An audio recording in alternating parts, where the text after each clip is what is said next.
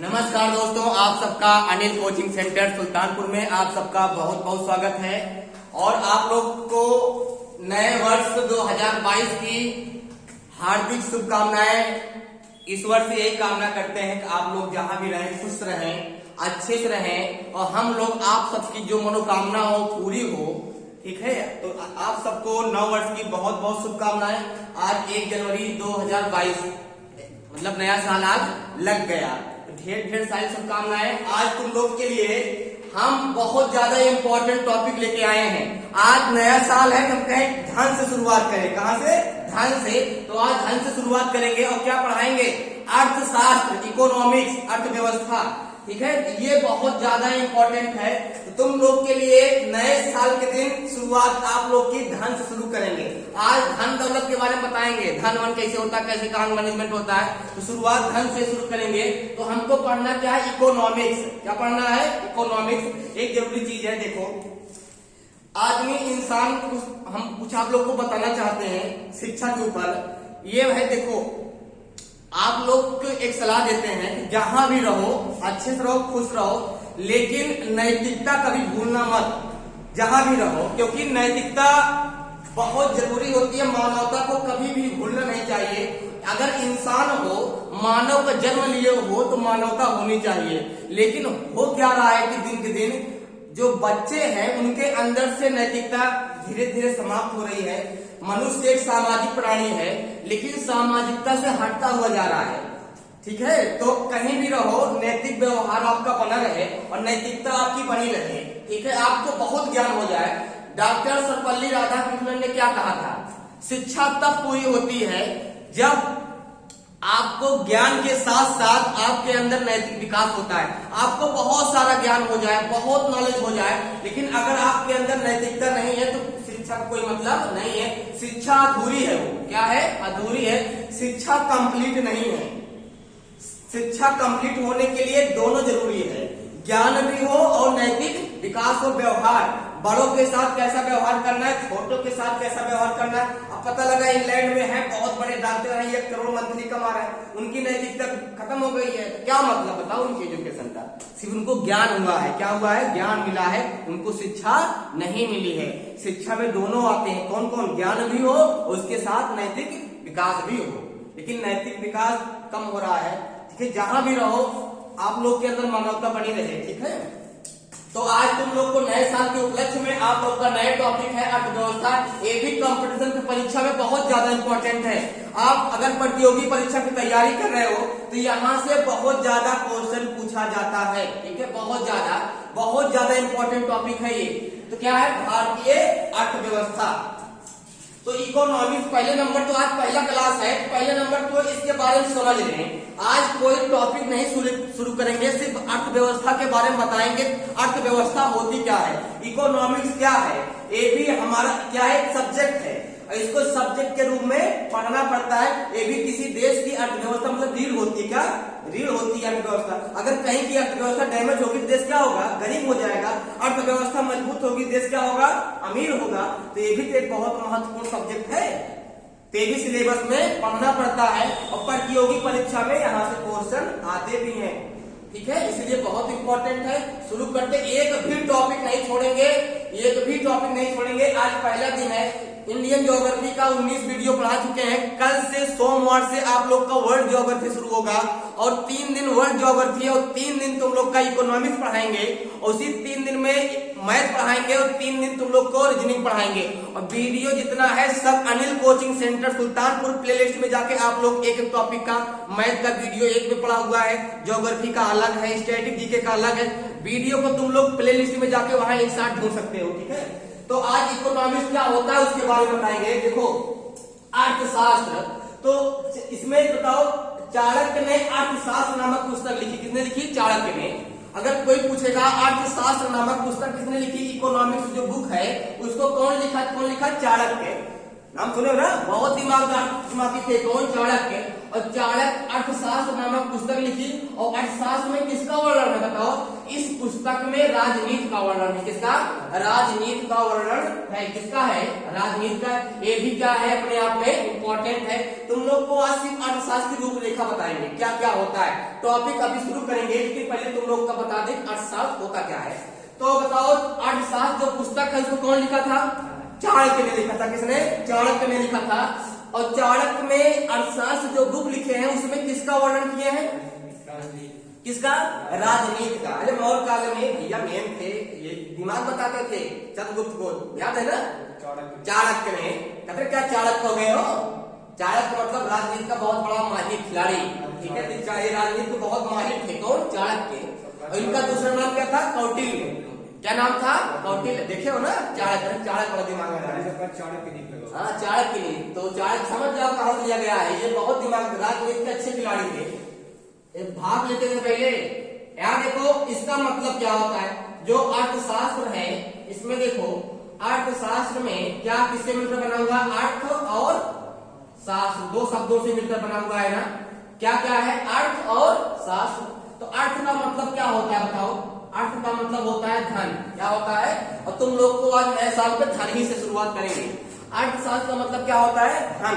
और शास्त्र का मतलब क्या होता है बताओ? शास्त्र का मतलब क्या होता है? अध्ययन। क्या? अध्ययन। तो बताओ किसका अध्ययन हो गया? बताओ, धन का अध्ययन। बात समझ गए ना?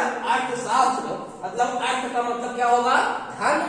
और यहाँ पे शास्त्र का मतलब क्या होगा? अध्ययन। तो किसका अध्ययन करेंगे भैया? धन का अध्ययन करेंगे। अब समझ गए इसको? ठीक है।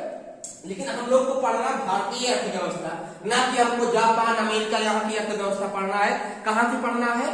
भारत की अर्थव्यवस्था पढ़ना है। तो बताओ, अर्थव्यवस्था का जो है भारतीय, ये जो अर्थशास्त्र है, इसका जनक किसको कहा जाता है बताओ? इसका जनक किसको कहा जाता है? लिखो 1776 में, यहाँ लिख लो, बहुत इंपॉर्टेंट है। 1776 ये जो टॉपिक है बहुत इंपॉर्टेंट है, ये परीक्षा में पूछता है। 1776 की बात है। लिखो, एडम स्मिथ ने एक बुक लिखी। किसने? एडम स्मिथ ने एक बुक लिखी। एक पुस्तक लिखी।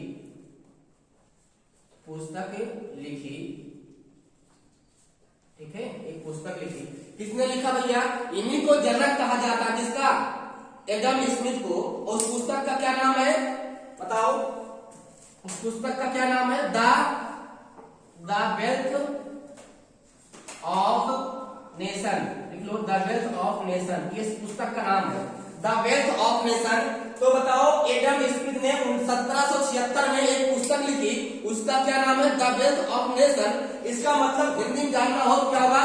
राज्यों की संपदा। क्या होगा? राज्यों की संपदा। राज्यों की संपदा। और एडम स्मिथ को किसका? इकोनॉमिक्स, अर्थशास्त्र का जनक कहा जाता है। लिख लो, इनको किसका जनक कहा जाता है? अर्थशास्त्र का जनक, अर्थशास्त्र का जनक कहा जाता है। किसको भैया? ये बहुत ज्यादा इंपॉर्टेंट है, लगा लो मोस्ट इंपॉर्टेंट, ये बहुत ज्यादा इंपॉर्टेंट है। अर्थशास्त्र का जनक किसे कहा जाता है बताओ? एडम स्मिथ को। किसको? एडम स्मिथ को कहा जाता है। पहले यहां तक तैयार कर लो, कभी कभी परीक्षा में यहां से भी क्वेश्चन उठा देता है। ठीक है, तो बताओ, इकोनॉमिक्स जो बुक है इसको कौन लिखा है? इंपॉर्टेंट है नहीं है? इकोनॉमिक्स जो बुक है इसको कौन लिखा है बताओ? चाणक्य ने लिखा है। किसने? अरे भाई, इकोनॉमिक्स अर्थशास्त्र बुक को कौन लिखा है? चाणक्य ने लिखा है। और चाणक्य ने जो अर्थशास्त्र बुक लिखी है, तो अर्थशास्त्र बुक में किसका अध्ययन किया है? राजनीति का अध्ययन किया। किसका? राजनीति का वर्णन किया, उसमें राजनीति का वर्णन किया है। तो इकोनॉमिक्स, अर्थशास्त्र का अर्थ क्या है? अर्थ और शास्त्र। तो अर्थशास्त्र में देखो, अर्थ का मतलब धन होता है और शास्त्र का मतलब अध्ययन होता है, मतलब धन का अध्ययन। 1776 बहुत पहले की बात है, ये कई साल पहले। क्या नाम था उनका? एडम स्मिथ ने एक पुस्तक लिखी। उस पुस्तक का क्या नाम था? The wealth of nation. क्या नाम था? हिंदी में क्या इसका मतलब होगा? राज्यों की संपदा। बात समझ आ गई ना? तो बताओ, अर्थशास्त्र का जनक किसे कहा जाता है? एडम स्मिथ को। बहुत लोग मान देते हैं चाणक्य को। ठीक है, ये अर्थशास्त्र बुक लिखे थे, जनक नहीं है। जनक कौन है? एडम स्मिथ है। कौन है? एडम स्मिथ है। यहां तक समझ गया होगा? मिटा दे, बताओ, नीचे लिख लो, मिटा दे इसको, ठीक है, मिटा दीजिए इसको, उतना नोट कर लिए ना। हाँ, शुरुआत कर रहे हैं यहाँ से, बहुत इंपॉर्टेंट है ये, बहुत ज्यादा इंपॉर्टेंट है। अब देखो इसमें आएगा तुमको इकोनॉमिक्स एंड इकोनॉमी। क्या आएगा? इकोनॉमिक्स, लिख लो, economics, economics, economics and economy. इन दोनों का मतलब क्या होगा बताओ? इकोनॉमिक्स एंड इकोनॉमी क्या मतलब होगा बताओ? इकोनॉमिक्स का मतलब क्या होता है बताओ? अर्थशास्त्र। क्या होता है? अर्थशास्त्र। इसका मतलब क्या होता है बताओ? अर्थशास्त्र। और इसका मतलब क्या होता है भैया? अर्थव्यवस्था। क्या होता है? अर्थव्यवस्था। तो इकोनॉमिक्स की हिंदी क्या होगी? अर्थशास्त्र। और इकोनॉमी मतलब क्या होगा? अर्थव्यवस्था। ये भी देख लो, लिख लो, इकोनॉमिक्स मतलब अर्थशास्त्र, इकोनॉमी मतलब क्या होता है? अर्थव्यवस्था। तो अर्थव्यवस्था अच्छी होनी चाहिए, खराब होनी चाहिए? अच्छी होनी चाहिए।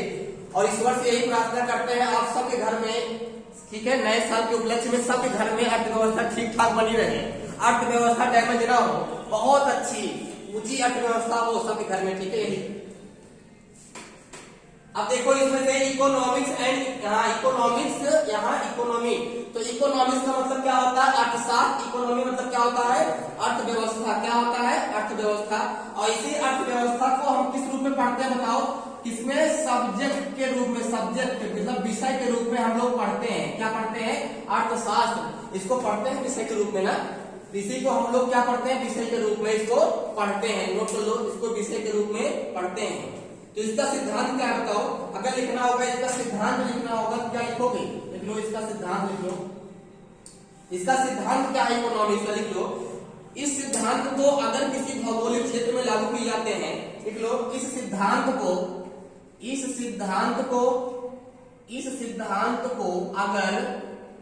अगर किसी भौगोलिक क्षेत्र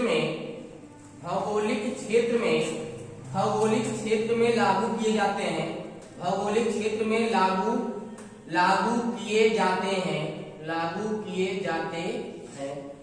किए जाते हैं तो वहां की वो अर्थव्यवस्था कहलाती है। लिख लो, तो वहां की अर्थव्यवस्था बन जाती है। तो वहां की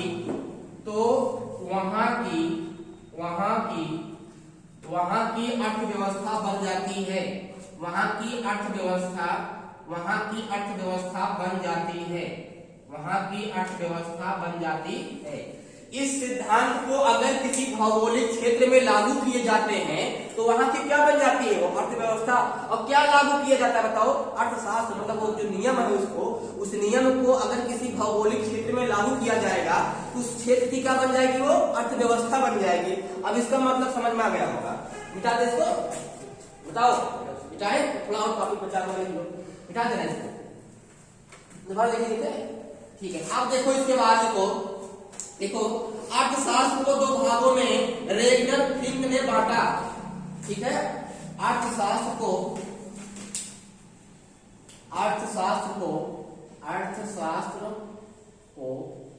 दो भागों में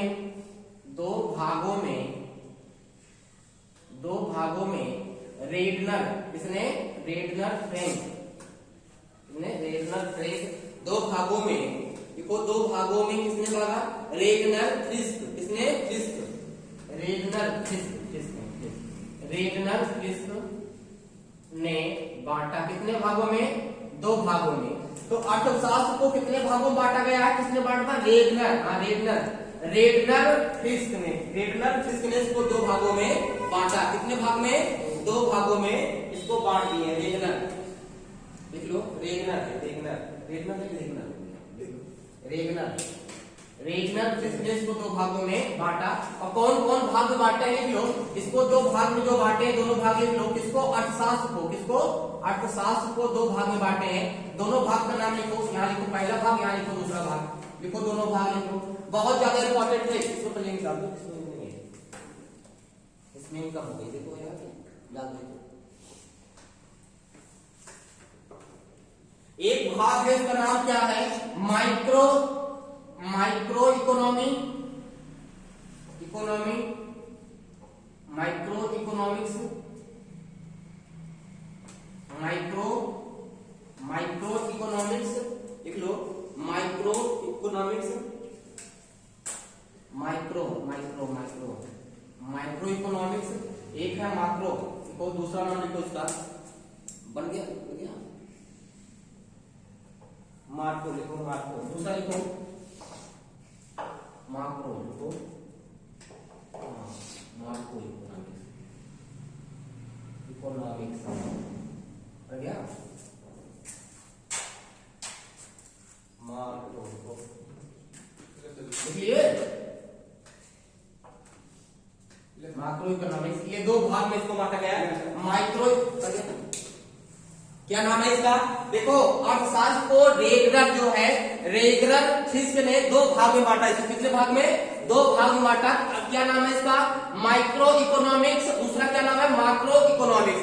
दो भाग में बांटा। इसका हिंदी नाम इनका होगा, इसका हिंदी नाम क्या है? व्यष्टि अर्थशास्त्र। लिखो व्यष्टि अर्थशास्त्र, लिखो व्यष्टि, इसका नाम क्या है? व्यष्टि अर्थशास्त्र। क्या नाम है? व्यष्टि अर्थशास्त्र। लिखो इसका नाम क्या है? व्यष्टि अर्थशास्त्र।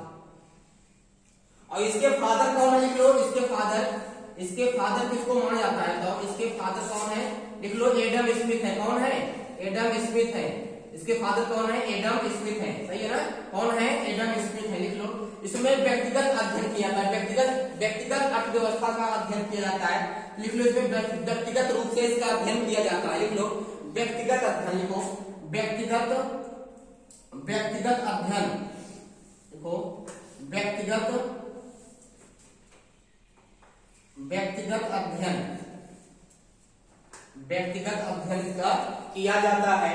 इसके बारे में कोई इसके एग्जाम्पल में कौन कौन आएगा बताओ? अगर इसमें एग्जाम्पल देना होगा, व्यष्टि अर्थशास्त्र का एग्जाम्पल देना होगा, क्या लिखेंगे? व्यक्ति की आय, देखो किसकी आय? व्यक्ति की आय। और क्या होगा? कंपनी की आय। किसकी? कंपनी की आय। व्यक्ति की आय और किसकी होगी? कंपनी की आय। दूसरा क्या है? Macro economics. क्या है?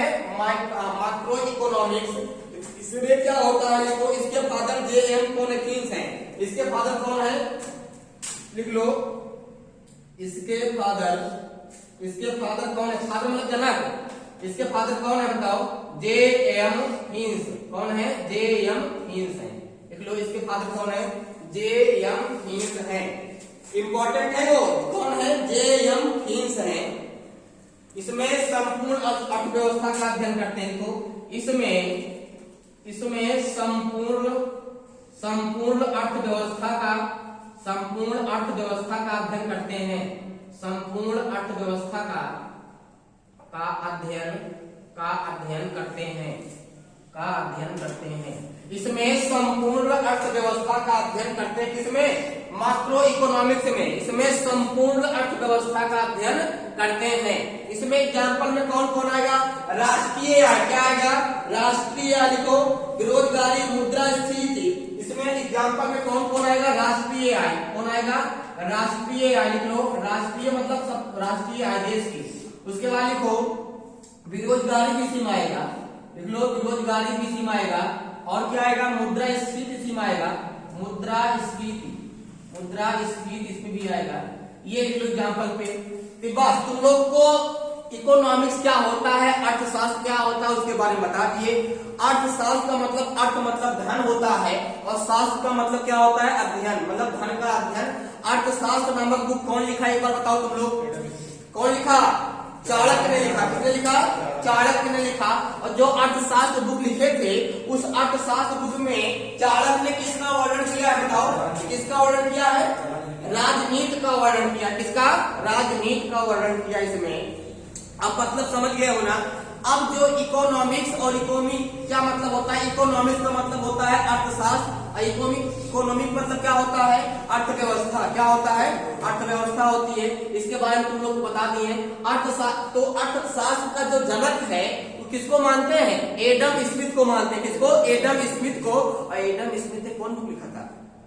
द वेल्थ ऑफ नेशन, राज्य की संपदा। किसकी? राज्यों की संपदा नामक बुक लिखा। बहुत इंपॉर्टेंट है। अगर कोई पूछेगा बताओ अर्थशास्त्र के जनक कौन है, क्या बताओगे?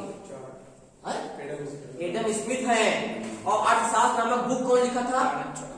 चाणक्य ने लिखा था। इसी में कंफ्यूजन करते हैं, कुछ लोग जनक ही मार देते हैं उनको, ये चाणक्य को।